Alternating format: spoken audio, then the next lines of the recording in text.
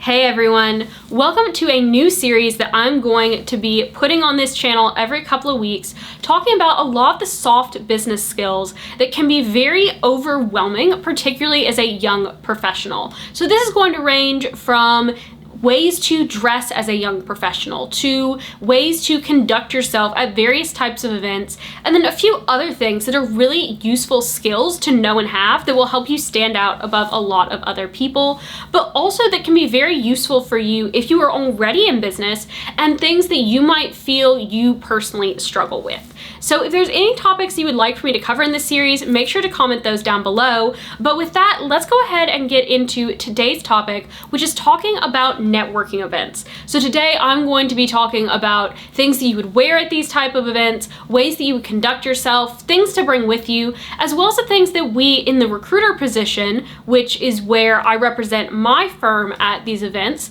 is going to be what we expect of you, but also what we don't expect of you. And so with that, let's jump right into this and talk about what these events look like and what our expectations are. So first off, when you come to one of these events, there are going to be a lot of different businesses, firms, people looking to have you fill internship roles or job position roles, and that can be very overwhelming, particularly if you have not done one of these events before, as many of these events are finally back in person for most people for the first time since COVID. Now, the first thing to keep in mind is that it can be overwhelming when you walk in, when you see so many different people and you don't really have any idea of where to go or what to do. At these events, there are always going to be people in charge who can easily direct you, but one of the things that I recommend doing is before you go to the event, reaching out to whatever contact person you have that's coordinating the event or who you know that might be involved in the event in order to find out what types of businesses, what types of people, and hopefully names of companies and people who are going to be there. That will allow you to do just a little bit of Google searching beforehand and find out some basic things about the company and give you places that you want to target. By having a list of maybe 5 or 6 places that you really want to target when you go to this event, you can drill down on a lot of the noise and make yourself feel a little bit more prepared with having a game plan beforehand. When you go to these events, I do recommend having a resume, and I recommend having it in 2 forms. First off, have some paper copies with you, but also have a version downloaded onto your phone as a PDF that you can email or upload to different companies' portals. Some of these companies will have an app that they'll want you to log in on, or they might have a QR code they want you to scan and fill out. Some places will still want to take a paper resume. And so when you do both of those options, when you have both available, it makes you look super prepared and super sharp. It also will set you above a lot of the other people who maybe forgot their resume or maybe don't have it with them and they're like, oh, I've got to email you later. And what that says is that this person isn't quite as prepared. They don't quite know what's going on as much. And it's not necessarily something that's going to take you out of contention, but if there's a place that you really love, you want to make sure that you're doing everything you can to set yourself up for success. So now you have your game plan, you know where you're going, you know who you're going to talk to. What do you do next? Well, the next thing that you're going to want to do is you're going to want to get yourself ready for this event. So you need to decide what it is that you're going to be wearing. Many of these events are no longer business professional. Well, they are oftentimes business casual. When you are contacting someone to find out about different companies that might be there, different opportunities they're going to be at this event, and it's always good to check the dress code. Oftentimes the event will say if it's business casual or business professional, but if you're unsure, asking that person who you have the contact information for, they'll be able to guide you over what is most appropriate. If there is business professional, then that is going to mean that you need to be in a suit, whether you're male or female. Now, for males, this is very easy. It is a suit jacket, suit pants, button-down shirt, tie or bow tie, and dress shoes. For women, we have a little bit more flexibility. Obviously, it means that you're gonna need a suit jacket, but what you put under it can be a camisole, it can be a blouse, it can be a button down, and it can be a dress. If you're wearing the camisole blouse top option, you can go with skirts or you can go with pants. You, for your footwear, can go with heels or go with flats. Now, there are 2 things to note here on shoe selection for women. If you are going to be going in heels, make sure that they are heels, one, that are comfortable, two, that you can walk in. You don't want to stumble around like Bambi, and you don't want your feet to be rubbing blisters on you, because that's going to make you less likely to stand and talk to people. If you are comfortable walking around in heels, however, heels can be a great option, because a lot of times as females, whenever we put on heels, it puts us in a different mindset, and that mindset can potentially be beneficial to you if you're used to heels.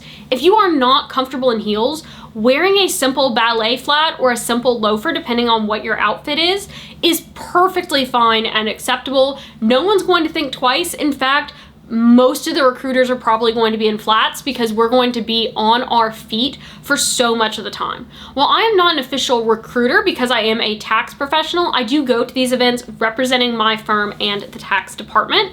And so because of that, I get to have a little bit of this recruiter role. And I will probably be in flats. The past couple of years that I've been to these events, I have worn heels, and every time I have done it, I've ended up regretting it. And after the event is over, I take off my shoes and I walk back to my car barefoot, because I just can't stand to be in heels any longer. But no matter what you are going with for your clothes, make sure that they are clean. So if you can pick up a lint roller, great. You don't want to have dog hair, cat hair, your hairs, lint all over your clothes.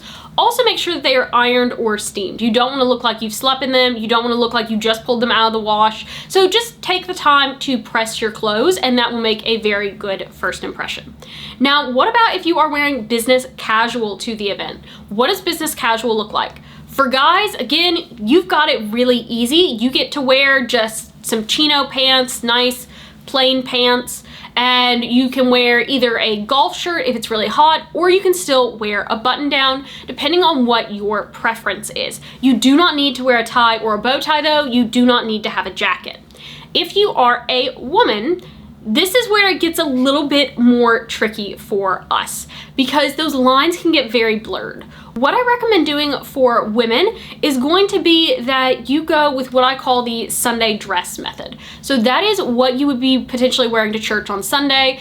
This is a very synonymous thing with where I am in the south of the United States. Most people sort of get what you're talking about, but I understand that a lot of you guys are not from the southern United States, and that saying like Sunday dress is probably not something that you may be overly familiar with, or may be very different depending on where you are in the world. And so let me break this down a little bit further for everyone. You have options as a female. You can go with pants and a top, skirts and a top, a dress, but there are a couple of things to keep in mind. One, sleeveless is acceptable for women, but make sure that your bra is not showing.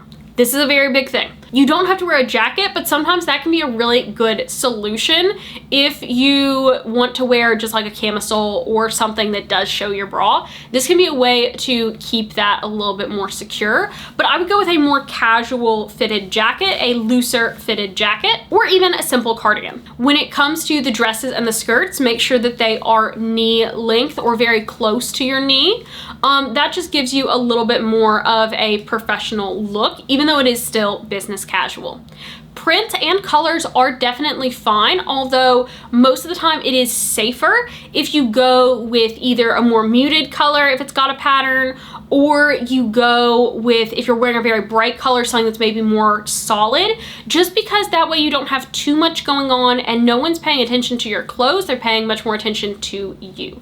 Because at these events, you want to make sure that you are highlighted and you are the focus, not what you are wearing. That being said, if you feel like you look very professional in a very bright colored pattern dress, then that's okay. You can go with that.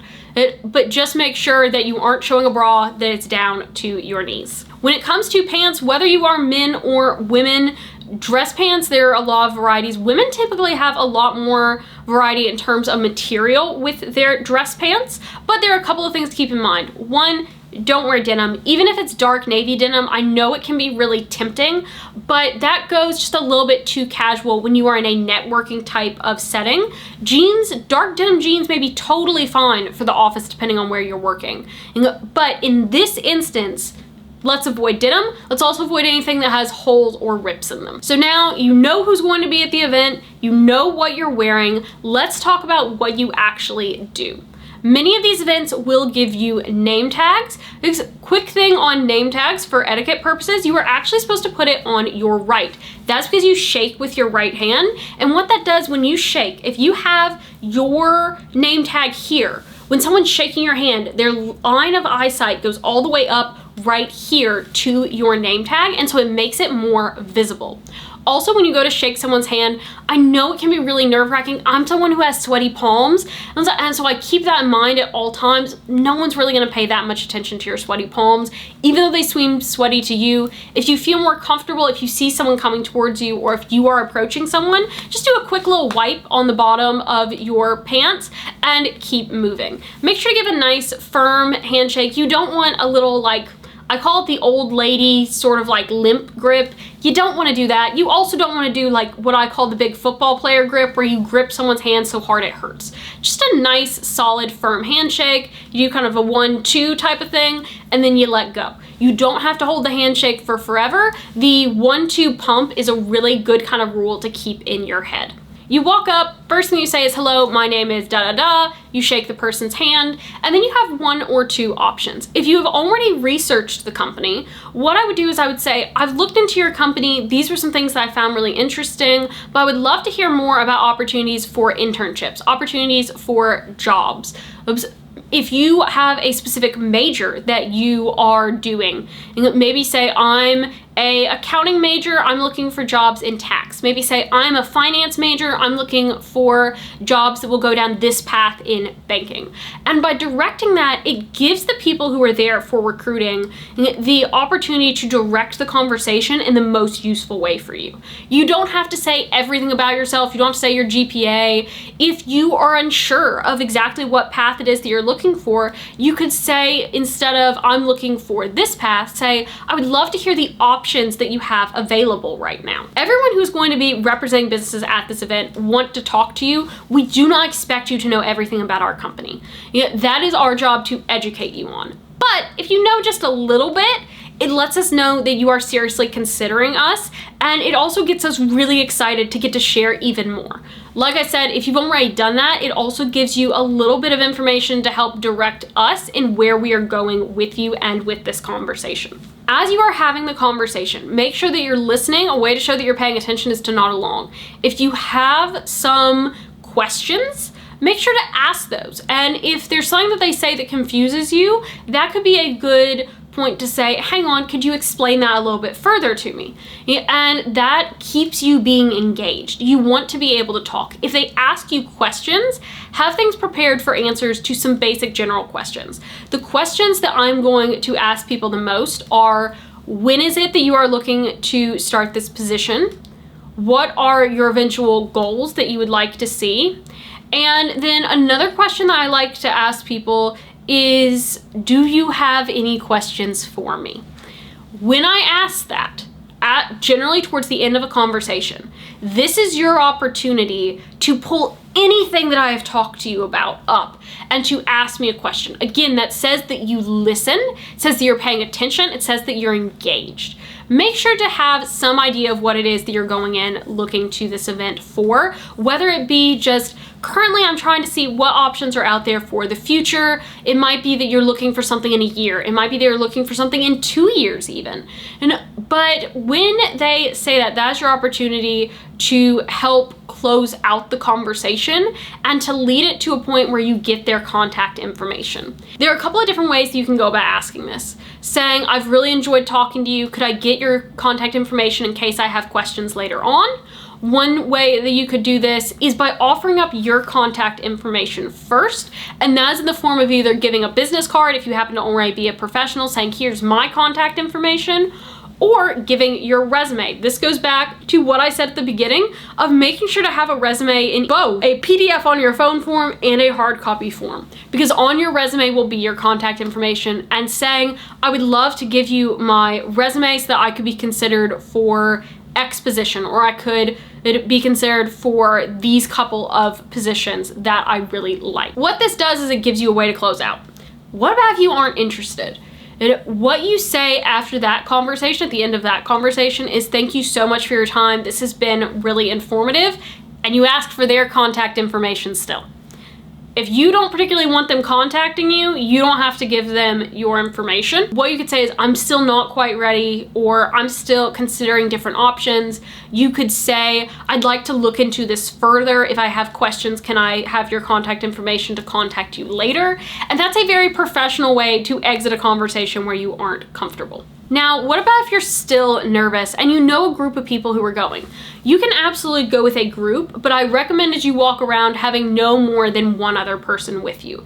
The buddy system can be really nice, particularly if one of you is more experienced in this, because you can watch them and learn from them, but make sure that you don't let that other person overshadow you. This is about you and your career, so maybe you start out going to the first couple of people together and then you branch off. And so once you feel a little bit more comfortable, then you're able to take the lead in your own conversation. You don't want someone else to overshadow you and get the opportunities that you really want for yourself. This isn't about being cutthroat or anything like that. It's about protecting your interest and helping further your career. So I've talked to you about the expectations of what we do expect and what you can expect. But what about what we don't expect from you? We don't expect you to be super polished. We don't expect you to be perfect. And we expect you to be nervous. So what that means is that if you're a little bit more quiet, we're willing to give you a little bit of time to come out of your shell and to talk to us. If you stumble over your words, we aren't going to judge you. If you don't know everything about our company, we certainly don't expect you to, because that's our job. And there are things about our company that you may ask question-wise that we may have to check with someone else to get the answers for you on. The important thing to remember is that we are people, and we recognize that you are people, and you are people in a position that is very uncomfortable. We have jobs. That's why we're there, is because we are representing the places that we work and doing our jobs. We know that coming and looking for a job can be a stressful situation. We know that it can be a bit nerve-wracking talking to a whole bunch of people that you don't know, and maybe you don't feel like you're quite up to par. That's okay. Have confidence in yourself and have confidence that you can do this, because you can. Every single person who's at these events has been in your position before, and we are willing to give you a lot of grace. Now, if you start cursing at us, or if you make very derogatory remarks, or you are rude, that we won't excuse. But if you are trying, and if you are a polite individual, we can get through a lot of things in order to get you to those interview or second conversation hurdles. So with that, I hope that you have found this helpful, and make sure to hit the red subscribe button to see more of this type of content. I do have a short series that is going to be coming out talking all about business casual and business professional dress for women. So if that's an area that you need some inspiration in, make sure that you're subscribed so that you see those shorts. Hope you have a great rest of your day, everyone. Bye!